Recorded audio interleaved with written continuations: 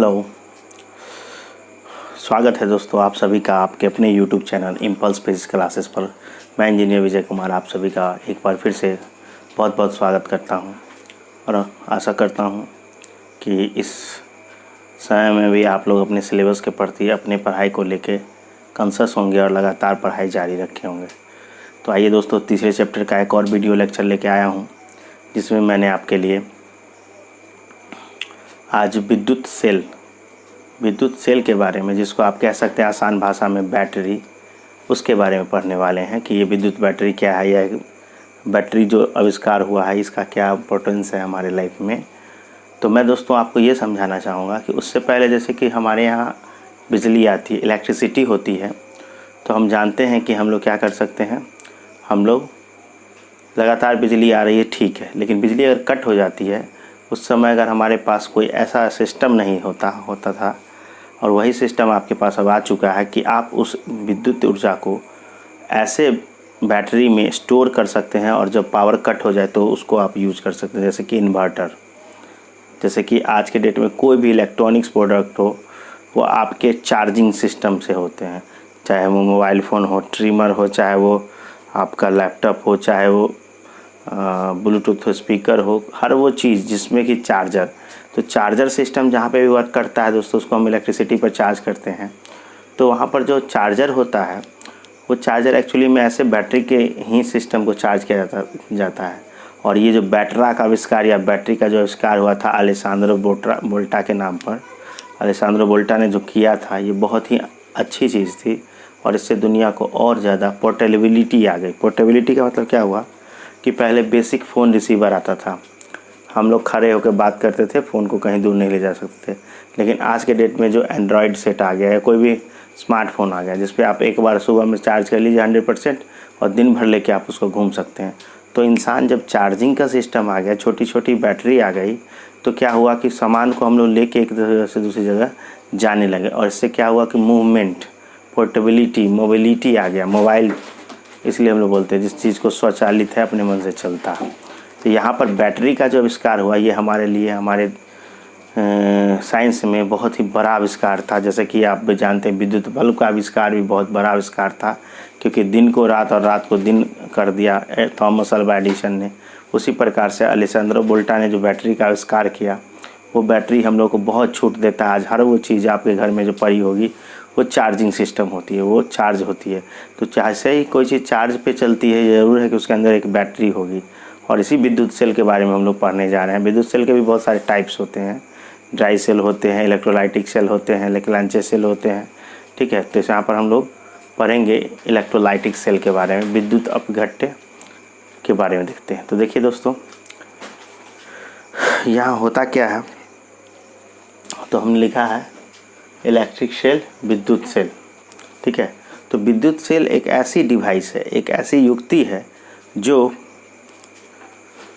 क्या करती है, जो रासायनिक ऊर्जा को विद्युत ऊर्जा में परिवर्तित करती है और एक विभवांतर, दो चालकों के बीच एक विभवांतर बनाए रखती है, स्थिर विभवांतर, और उसके कारण से हमको उस परिपथ में, विद्युत परिपथ में लगातार विद्युत धारा मिलती रहती है, ठीक है।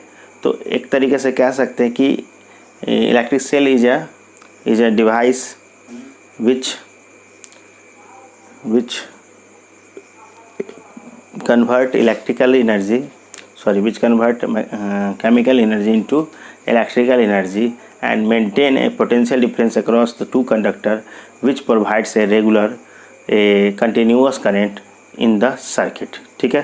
तो आइए दोस्तों समझते हैं कि विद्युत सेल किस प्रकार से कार्य करता है और विद्युत सेल से क्या हम लोग कर सकते हैं, ठीक है, और विद्युत सेल में कैसे उसके कंस्ट्रक्शन होते हैं, इस बात को देखते हैं। तो जैसा कि विद्युत सेल की बात उठ रही, तो सबसे पहले हम एक इलेक्ट्रिक लाइटिक सेल बना लेते हैं, फिर हम लोग उसके बारे में और चर्चा करेंगे।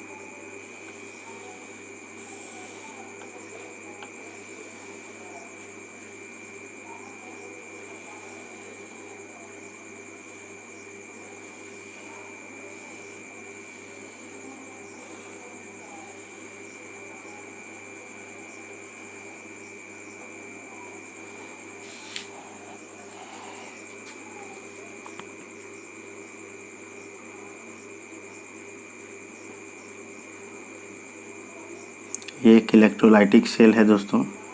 इलेक्ट्रोलाइटिक सेल के बारे में अभी समझते हैं कि क्या होता है। इलेक्ट्रोलाइटिक सेल को हिंदी में बोलते हैं विद्युत अपघटनीय सेल। मतलब कि आप जानते हैं H2SO4 या आप जानते हैं NaCl, तो इसमें आयंस के घोल होते हैं, चाहे वो सल्फ्यूरिक अम्ल हो, चाहे वो सोडियम क्लोराइड हो, चाहे वो,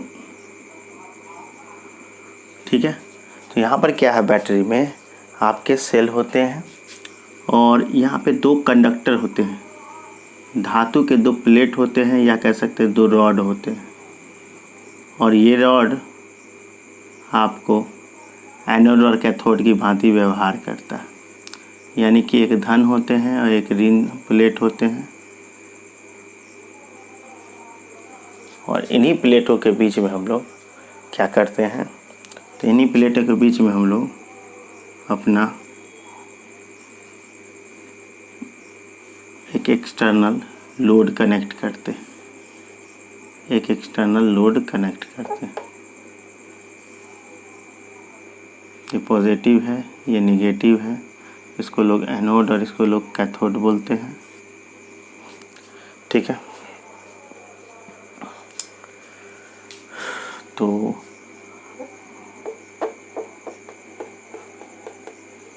यहाँ पर ये जो है आपका कैथोड, पॉजिटिव प्लेट जो होता है उसको कैथोड बोलते हैं हम लोग, और निगेटिव प्लेट जो होता है उसको हम लोग एनोड बोलते हैं, एनोड, ठीक है। अब आइए, ये क्या है दोस्तों, तो ये है विद्युत अपघट्य। विद्युत अपघट्य मतलब जब आप सल्फ्यूरिक अम्ल को आयन में तोड़ देते हैं, घोल्स बना देते हैं, तो उसको बोलते हैं इलेक्ट्रोलाइट। विद्युत अपघट्य, इलेक्ट्रोलाइट, ठीक है फ्रेंड्स। ये हो गया कैथोड, कैथोड, इधर हो गया आपको एनोड। तो यहाँ पर कैथोड और एनोड की बात हुई, तो यहाँ पर धातु के 2 इलेक्ट्रोड होते हैं जिसको हम लोग कैथोड और एनोड कहते हैं। तो एक पूरा सिस्टम है, और जैसे इसमें आप क्या करते हैं, एक सर्किट बनाते हैं। ये मेरा एक्सटर्नल सर्किट है। अगर हम लोग इस बैटरी के बीच में यहाँ पर कोई चीज़ नहीं लगाएंगे, एक सर्किट कंप्लीट नहीं होगा, तो आप जान सकते हैं कि इसमें एक धारा प्रवाहित नहीं होगी। तो बेसिकली होता क्या है कि इलेक्ट्रिक सेल, तो एक इलेक्ट्रिक सेल एक ऐसा डिवाइस है, एक ऐसा मशीन है, एक ऐसा यंत्र है जो क्या करता है, रासायनिक ऊर्जा को, विद्युत अपघट्य कौन सी ऊर्जा हो गई, रासायनिक ऊर्जा H2SO4 को H प्लस और SO4 माइनस माइनस में हम लोग तोड़ के और उसका घोल को यहाँ पर रखते हैं, ठीक है। तो आप अपने घर में भी एसिड वाला बैटरी ये सब देखे होंगे, लिक्विड जिसमें भरे जाते हैं। तो होता क्या है फ्रेंड्स, ये केमिकल है, केमिकल एनर्जी को ये क्या कहाँ ले जा रहा है, इलेक्ट्रिकल एनर्जी में। यानी कि हम लोग H2SO4 जो केमिकल है उससे हम लोग बना पाते हैं क्या, विद्युत धारा। तो यहाँ पर क्या है कि विद्युत सेल क्या है, एक ऐसी युक्ति है जो रासायनिक ऊर्जा को विद्युत ऊर्जा में परिवर्तित करती है और दो चालकों के बीच एक ऐसा विभवांतर बनाए रखती है, एक स्थिर विभवांतर जिसके कारण विद्युत धारा एक सर्किट में प्रवाहित होती रहती है, ठीक है। और इसी विद्युत धारा को प्रवाहित करते हैं हम लोग, और इस सिस्टम को ही सेल कहते हैं, बैटरी कहते हैं, ठीक है। तो आइए इसको देखते हैं इसमें क्या क्या होते हैं। तो इसमें विद्युत अपघट्य का घोल होता है, 2 धातु के छड़ होते हैं जिसको इलेक्ट्रोड कहते हैं, एक कहलाता है कैथोड, दूसरा कहलाता है एनोड। कैथोड धनावेशित होता है, एनोड ऋणावेशित होता है। यहाँ पर P4 पॉजिटिव लिखे हैं और N4 निगेटिव लिखे हैं। और जैसे ही इसमें एक लोड हो गया, ये इसको आप लोड कह सकते हैं। लोड का मतलब हुआ कि बाहर से कोई चीज़ जोड़ेंगे तो क्या करेगा, वो करेंट इसमें चलना शुरू हो जाएगा, क्योंकि एक कंप्लीट सर्किट बन चुका है। ये ए और ये रहा बी पॉइंट। तो आइए दोस्तों इसके बारे में फुल से डिटेल कर पढ़ाई करते हैं कि क्या है। तो यहाँ पर लिखेंगे पहले कि विद्युत सेल एक ऐसा यंत्र है या कह सकते हैं युक्ति है जो रासायनिक ऊर्जा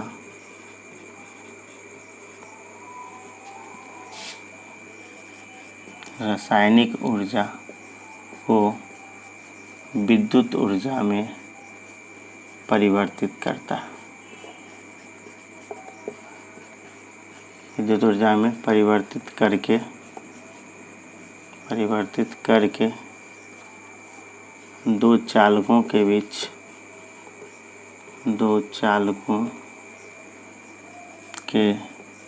बीच एक स्थिर विभवांतर उत्पन्न करता है, जिससे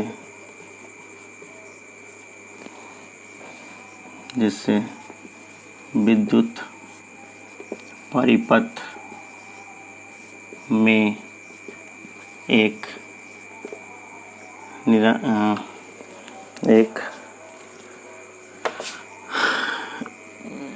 निरंतर धारा, रेगुलर या कंटिन्यूअस करंट, विद्युत धारा प्राप्त होती रहती है। ठीक है, तो फ्रेंड्स आपने सीखा कि ये विद्युत सेल क्या है। तो विद्युत cell it is a device which converts chemical energy into electrical energy and maintain a constant potential across the two conductor, which provides a continuous electric current in the electrical circuit। ठीक है friends, अब आते हैं कि विद्युत परिपथ में अगर ये दिलाता है तो उसके आगे अब इसके अंदर में आते हैं कंस्ट्रक्शन में होता क्या है इसके पास। तो आप कह सकते हैं कि तो विद्युत सेल में धातु के दो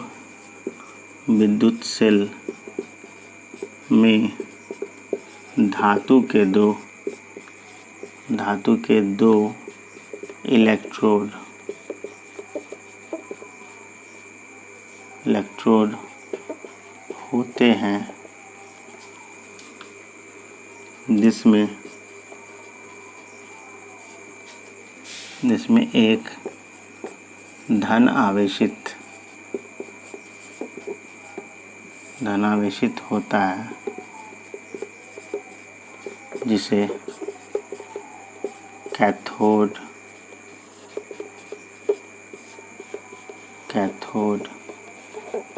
तथा एक ऋण आवेशित होता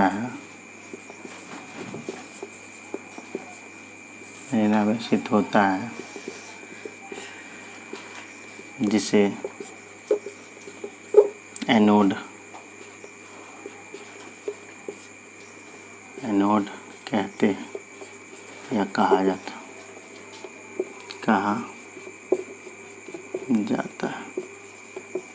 अब ये एनोड और कैथोड क्या होता है दोस्तों। तो ये एनोड का जो धातु के दो छड़ हैं उसको किसी अच्छे विद्युत अपघट्य द्रव में डुबाए हुए होते हैं। ठीक है, यहाँ पर आप देख सकते हैं ये डुबाया हुआ है ए और बी के पास।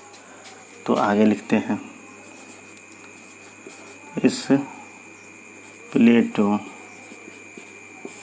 या छड़ों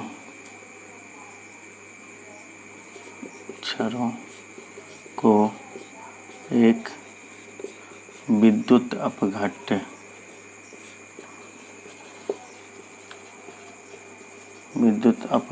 जिसको हम लोग इलेक्ट्रोलाइट बोलते हैं, इलेक्ट्रोलाइट में डुबाया गया होता है। ठीक है फ्रेंड्स, तो यहाँ पे इसको इलेक्ट्रोलाइट में डुबाते हैं और इस दोनों टर्मिनल के बीच एक वोल्टेज प्रोड्यूस हो जाता है। अभी तो ये देखिए यहाँ से अगर मान लें कि ये आयंस है, आयंस में कुछ भी हो सकता है, सच एज NaCl हो सकता है, H2SO4 हो सकता है। ठीक है, तो बहुत सारा हो सकता है जिसको आप ले सकते हैं। ठीक है,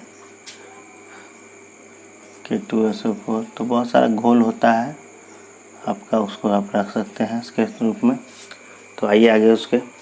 अब क्या है कि हम लोग इसको जैसे ही तो धातु के दो रॉड को इसमें डुबाएंगे तो इसका जो प्लस और माइनस, ये जो आयंस है इसके अंदर, आयंस जो होते हैं, ये आयंस क्या करते हैं, ये ए बी टर्मिनल के बीच में एक वोल्टेज प्रोड्यूस कर देते हैं, एक कांस्टेंट वोल्टेज या विभवांतर प्रोड्यूस कर देता है। और ये क्या करता है, जैसे ही आप इस दोनों पी और एन से, पॉजिटिव और निगेटिव रॉड से एक परिपथ को या एक लोड को लगा देते हैं तो उससे धारा होकर प्रवाहित होने लगती है। ठीक है, अब आते हैं दोनों इलेक्ट्रोड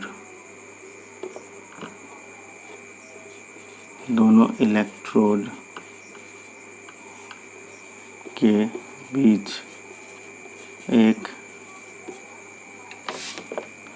विभवांतर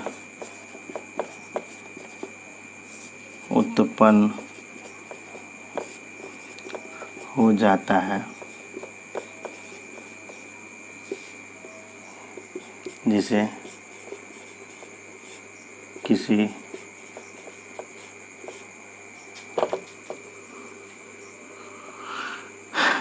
अधिभार,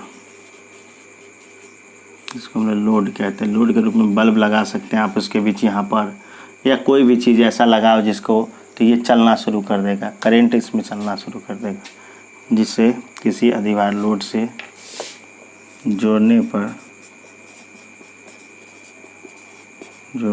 पर परिपथ पूर्ण हो जाने के कारण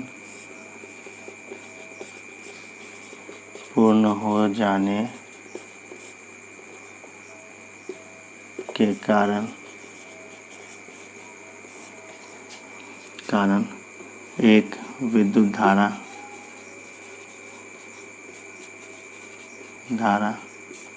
प्रवाहित होने लगती है।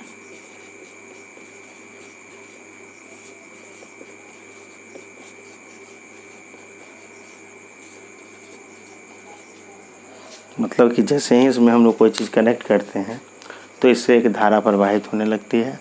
अब दोस्तों आपको कहना यही है कि एक सेल क्या है, basically it is a system in which electrolytic solution are made and the two rods are drowned in this liquid, and when a external load is connected to these two rods, a current is flowing through the circuit। यहाँ पर क्या होता है कि जब आप एक विद्युत अपघटनी शेल में, विद्युत अपघटनी शेल का मतलब इसलिए क्योंकि इसमें ऐसे ही घोल आयंस रखे जाते हैं, तो यहाँ पर क्या होगा, जैसे ही हम लोग क्या करते हैं इसमें दो धातु के छड़ को दबाते हैं तो एक आपका पॉजिटिव होता है, एक जिसको कैथोड कहते हैं, और निगेटिव होता है उसको एनोड कहते हैं, और दोनों कंबाइंडली इलेक्ट्रोड कहा जाता है।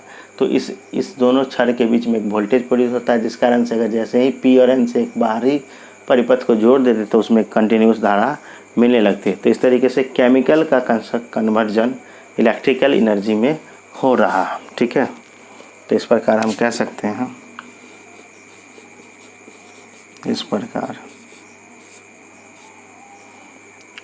इस प्रकार रासायनिक ऊर्जा का परिवर्तन विद्युत ऊर्जा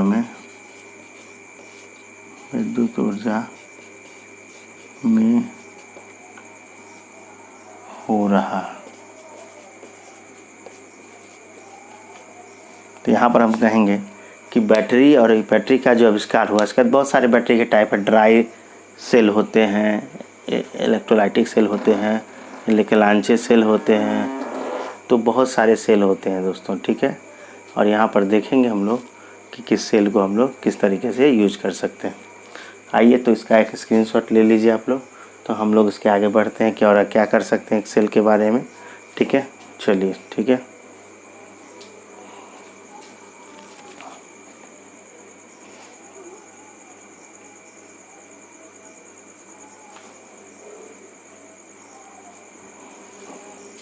थोड़ा सा आपको इस हिस्से में अगर लाइट आ रही हो तो मैं यहाँ पे लाइट ऑफ कर देता हूँ, आप स्क्रीनशॉट ले लें और सर्किट को भी देख लें ठीक से।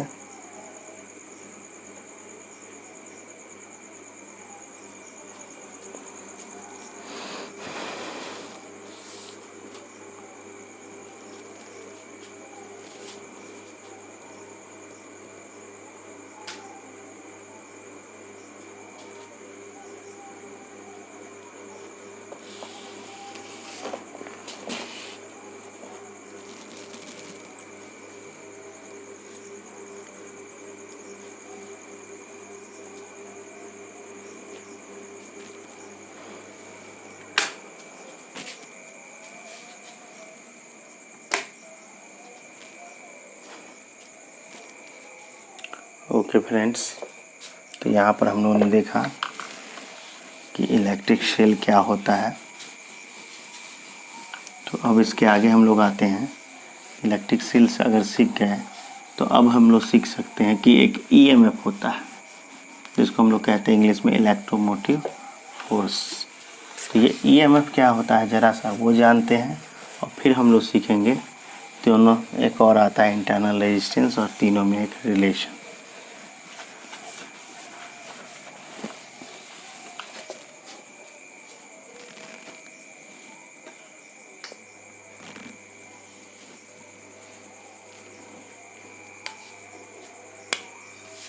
तो हम लोग एक सीख रहे हैं विद्युत वाहक बल, इसको लोग इलेक्ट्रो मोटिव फोर्स।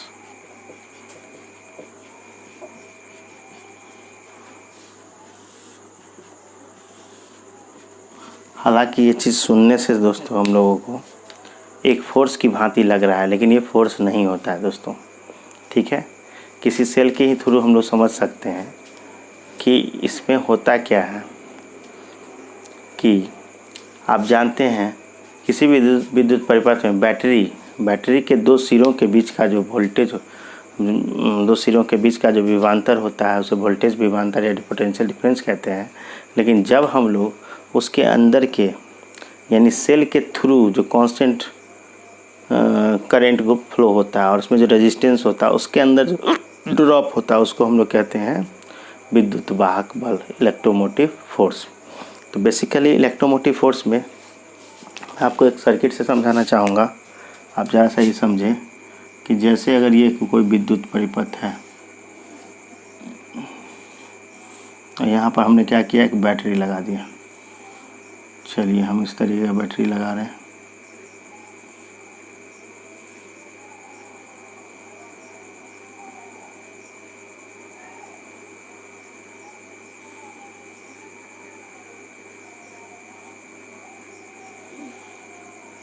ठीक है,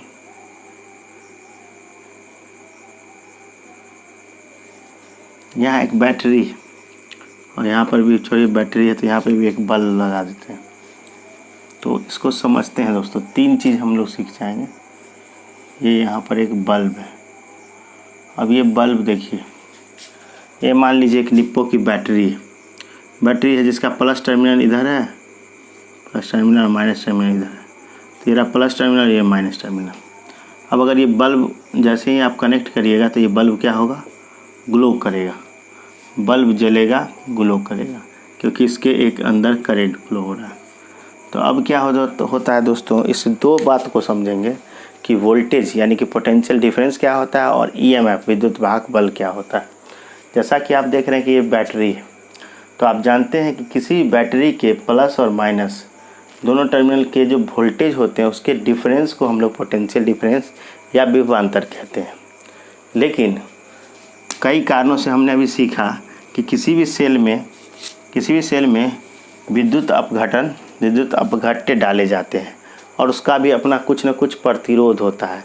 यानी कि अगर मान लें कि सेल का जो है अपना एक आंतरिक प्रतिरोध होता है, क्योंकि जैसे ही करंट इससे फ्लो करेगी तो इस बैटरी का भाग, ये जो हिस्सा होता है वो भी उसको कुछ न कुछ करंट को खाएगा, और इसको ही बोलते हैं स्मॉल आर, और इसी को हम लोग बोलते हैं आंतरिक प्रतिरोध, सेल का आंतरिक प्रतिरोध। हालांकि ये बहुत कम होता है, फिर भी हम लोगों को सीखना है कि आंतरिक प्रतिरोध क्या होता है, ठीक है।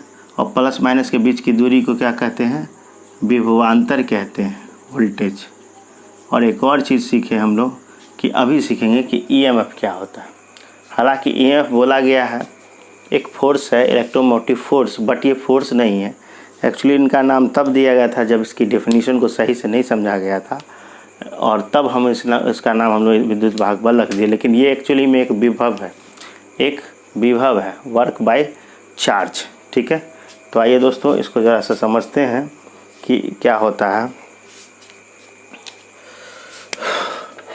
तो देखिए दोस्तों, किसी विद्युत परिपथ में एकांक कोई भी आवेश हो, धनावेश हो ऋणावेश हो, एकांक धनावेश को गति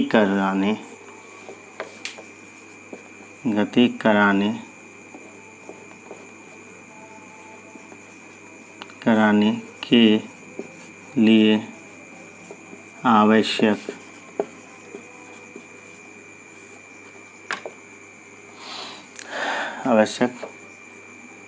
वह ऊर्जा या कार्य को विद्युत वाहक बल कहा जाता है। लेकिन ये जो कार्य होता है पूरे परिपथ में, यानी कि आपको केवल बैटरी के किनारे नहीं रुकना है, बैटरी के अंदर भी जाना है। अब दोस्तों बैटरी के अंदर अगर थोड़ा सा करंट अगर आया, जैसे मान लीजिए आई करंट है और इसका अपना रेजिस्टेंस,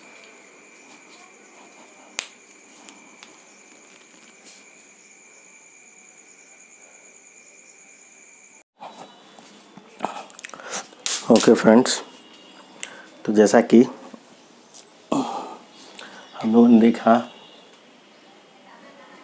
कि ये विद्युत विभव और विद्युत वाहक बल, ये दोनों में बहुत बड़ा एक डिफरेंस है। ये डिफरेंस क्या था, तो मैंने आपको समझाया सर्किट से कि इस बैटरी के बाहर इस पूरे वायर में और यहाँ तक जो प्रतिरोध होता है वो बाह्य प्रतिरोध कहलाता है। और सेल के अंदर, बैटरी के अंदर आपको मैंने पढ़ाया था कि इलेक्ट्रोड लगे होते हैं और विद्युत अपघट्य होते हैं।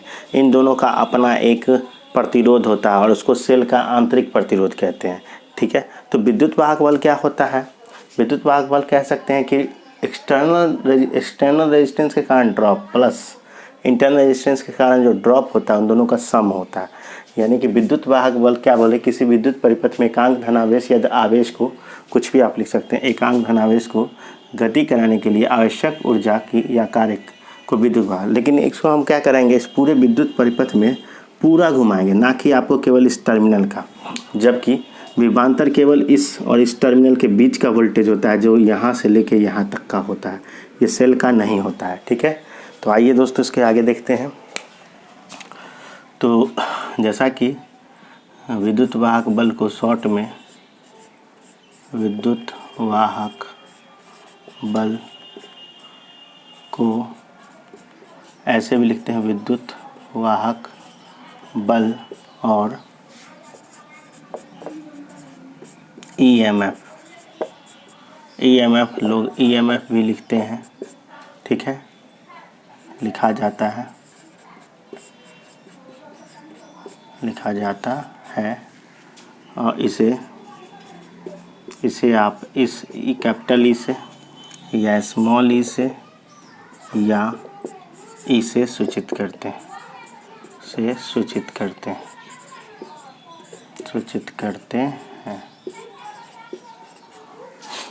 तो चलिए इसमें दो टर्म हम लोग सीख लेंगे एक ही बार में। एक तो सीखेंगे हम लोग कि ईएमएफ क्या होता है, एक तो हम लोग ऑलरेडी वोल्टेज जान रहे हैं, और एक और नया टर्म आ रहा है आंतरिक प्रतिरोध। और जब आंतरिक प्रतिरोध सीख लेंगे तब हम दोनों में एक रिलेशन प्राप्त कर सकते हैं। जैसा कि मैं आपको बताऊं कि अगर लोड का रेजिस्टेंस कितना है R और सेल का अपना क्या होता है दोस्तों, तो चलिए यहाँ पर पहले एक टर्म सीख लेते हैं, उसके बाद हम दोनों को रिलेट करेंगे। सेल का आंतरिक प्रतिरोध या आंतरिक प्रतिरोध भी बोलते हैं।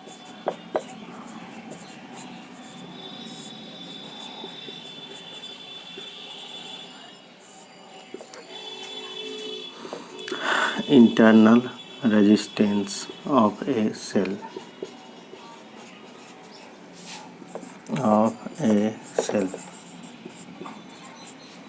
जैसा कि फ्रेंड्स हम लोग जानते हैं कि विद्युत सेल जिस भी विद्युत अपघट्य और इलेक्ट्रोड से मिलकर बने होते हैं, उसका अपना एक कुछ न कुछ परिमित फिक्स्ड एक रेजिस्टेंस होता है, हालांकि इसका मान बहुत कम होता है लेकिन होता है, और उसी को हम लोग सेल का आंतरिक प्रतिरोध कहते हैं। यानी कि अगर आप ऐसा देखें कि किसी बैटरी को चार्ज कर दे पूरा और उसको अगर यूज ना करें, ऐसे भी छोड़ दे, तो धीरे धीरे वो डिस्चार्ज होता है। और ये डिस्चार्ज क्यों होता है? क्योंकि उसका अपना प्रतिरोध भी कुछ करंट को खाता है। तो यहाँ पर अगर बात करें देख लेते हैं, किसी भी सेल का एक अपना परिमित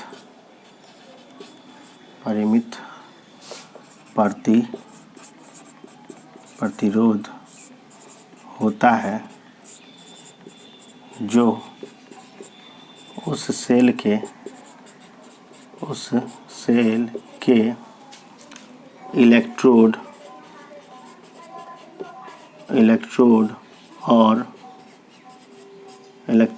और विद्युत अपघट्य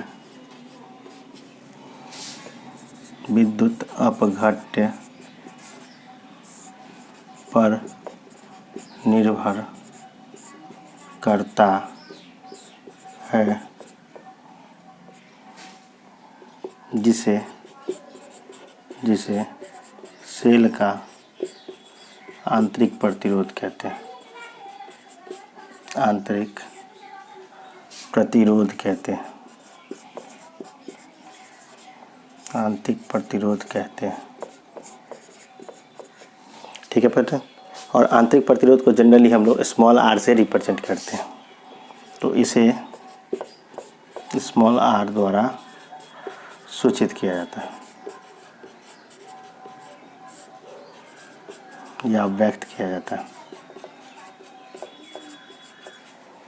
अब आते हैं इस बात को समझने कि अगर आप किसी भी सेल का आंतरिक प्रतिरोध होता है, और वो आंतरिक प्रतिरोध को हमने बताया कि उस बैटरी के कंस्ट्रक्शन पे डिपेंड करे, बैटरी के आकार पे निर्भर नहीं करता, बैटरी में किस प्रकार के इलेक्ट्रोड का उपयोग किया गया, साथ ही साथ उसका विद्युत अपघट्य जैसे H2SO4 NaCl कौन सा उसमें सॉल्यूशन घोला गया, इस बात पे निर्भर करता है कि सेल का आंतरिक प्रतिरोध कितना होगा। हालांकि ये मान बहुत निश्चित होता है और एकदम से आंतरिक प्रतिरोध जो है बाह्य प्रतिरोध के रिस्पेक्ट में बहुत ही छोटा होता है। लेकिन तो यहाँ पर आइए समझते हैं, मैं आपको एक सेल का रिप्रेजेंटेशन बताता हूँ। दोस्तों, अगर हम बात करें किसी विद्युत परिपथ की, तो आप अगर देखें कि ये अगर सेल का बाह्य प्रतिरोध है, ठीक है, ये है सेल का बाह्य प्रतिरोध, तो एक बैटरी विद्युत सेल को इस प्रकार से रिप्रेजेंट करते हैं, उसके साथ एक छोटा सा जोड़ते हैं प्रतिरोध। ये देखिए, ये आप जानते हैं ये प्लस है और ये माइनस है, ठीक है, और ये सेल का होगा एक्सटर्नल रेजिस्टेंस अगर इसमें करंट आई फ्लो हो रहा है, ठीक है। तो ये है सेल का आंतरिक प्रतिरोध, और इसी को एक बैटरी के रूप में हम लोग, यही है आपका विद्युत सेल, यानी कि कहा जाए तो कहीं ना कहीं इस सेल का एक अपना प्रतिरोध होता है जिसको स्मॉल आर से दिखाते हैं, और ये कैपिटल आर के रिस्पेक्ट में बहुत ही छोटा होता है, और इसी को हम लोग समझना चाह रहे थे इस वीडियो में। तो अब अगर बात करें तो देखिए, सेल का नोटेशन आप लोग को बताते हैं। ये अगर आपका इस तरीके से अगर प्लस और माइनस है और साथ ही साथ एक आंतरिक प्रतिरोध है, तो इसको हम लोग बोलते हैं विद्युत सेल, यानी कि इसको बोल सकते हैं हम लोग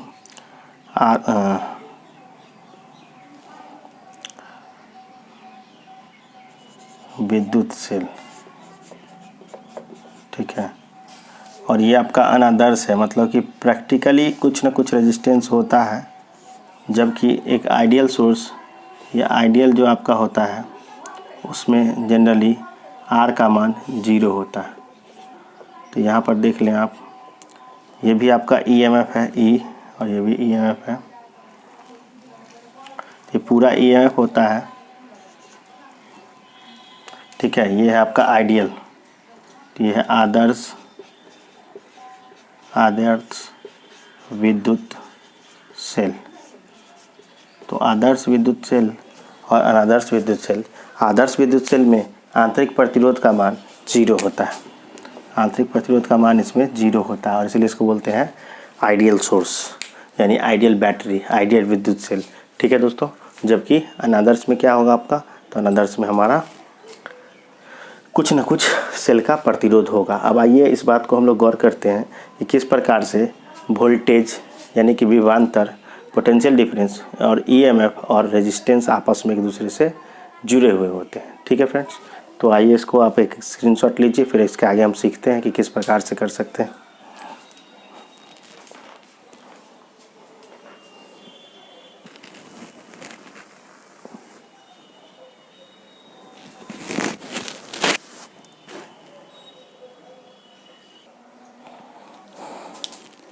ओके फ्रेंड्स, जैसा कि हम लोगों ने देखा कि विद्युत वाहक बल कह सकते हैं, विभवांतर और आंतरिक प्रतिरोध, ये 3 अलग अलग चीज़ें हैं जिसको आपको समझना होगा। मैं अगर बात करूं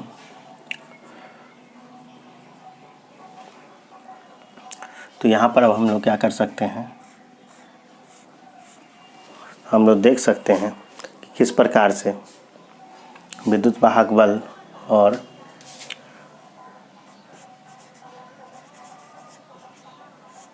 वाहक बल कॉमा विभवांतर और आंतरिक प्रतिरोध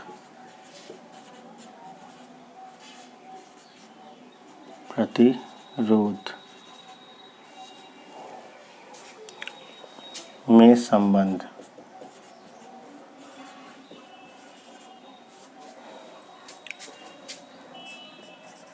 relation between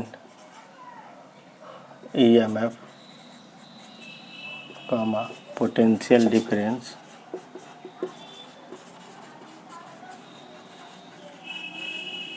and internal resistance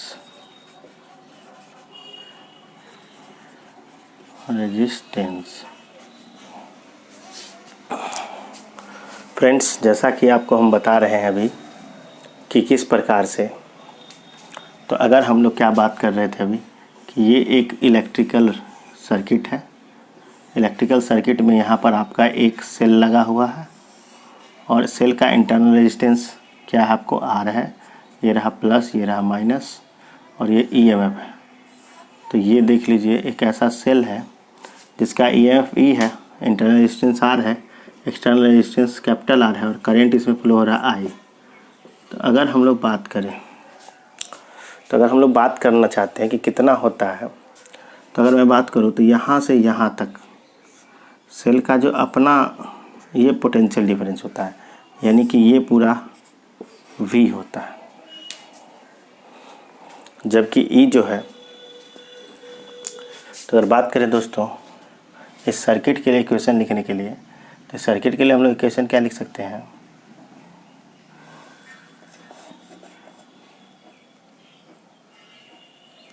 तो देखिए ओम के नियम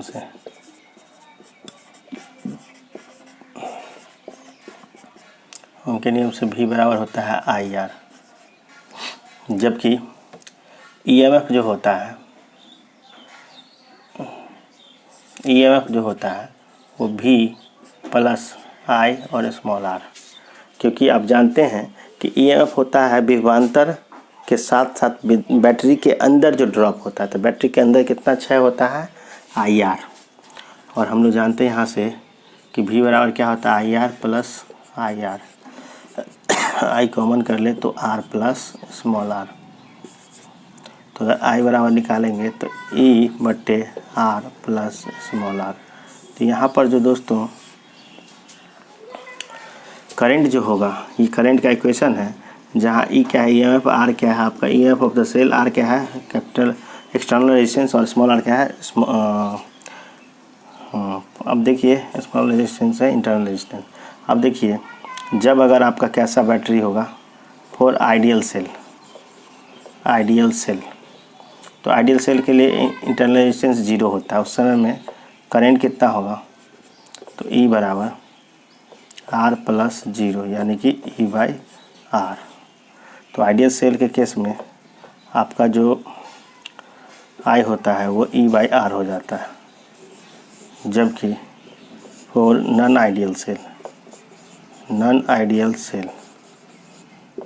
तो नॉन आइडियल सेल के लिए हम लोग क्या कर सकते हैं,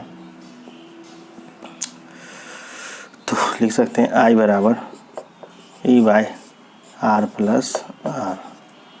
तो इस समय सेल का कुछ ना कुछ इंटरनल रेजिस्टेंस होगा और यही कुछ होगा, ठीक है।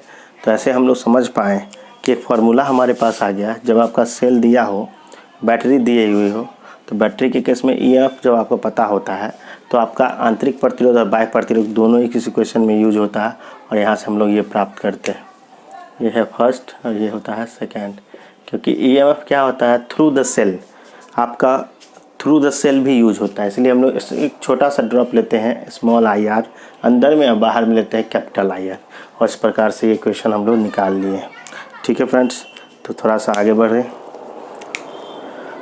अब बात करते हैं हम लोग कि अगर यहाँ से बात करी जाए कि आंतरिक प्रतिरोध कैसे निकाल सकते हैं हम लोग सेल का, इंटरनल रेजिस्टेंस का फार्मूला कैसे कर सकते हैं कैलकुलेट। तो यहाँ से हम लोग देखेंगे, पहले इसका एक स्क्रीनशॉट ले लें आप लोग।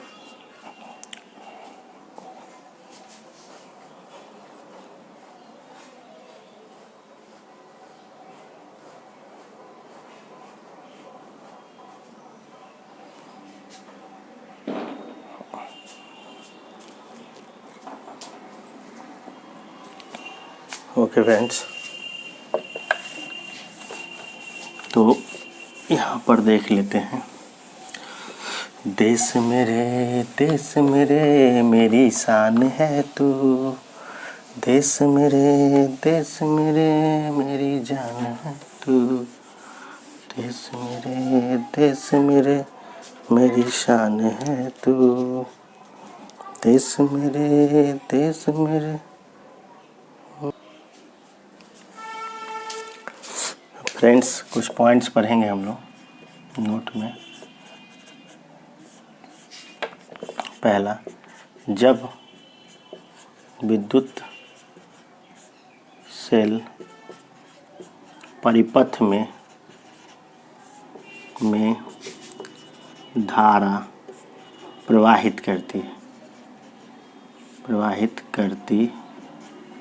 है, तो देखिए दोस्तों, इस केस में क्या होगा, तो इस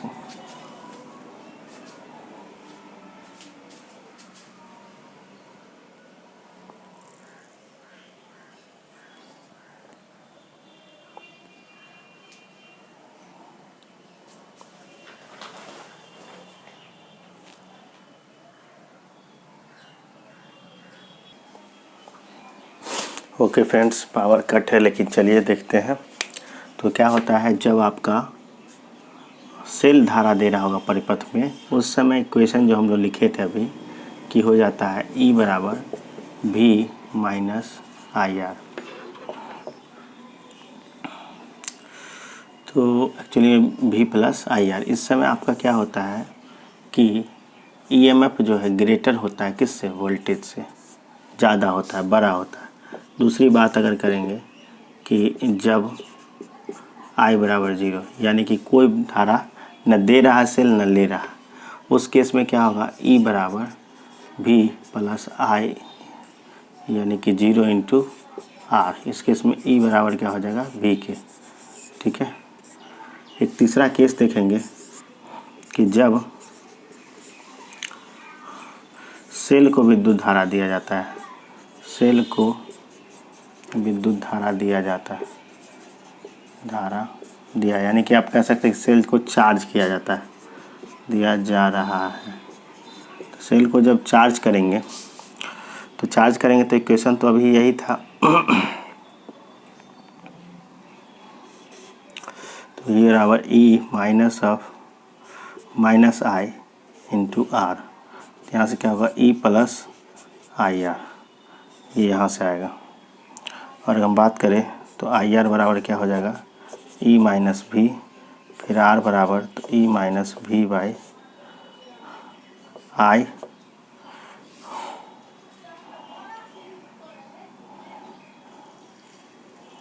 और ओम लॉ से हम लोग जानते हैं या आप कह सकते हैं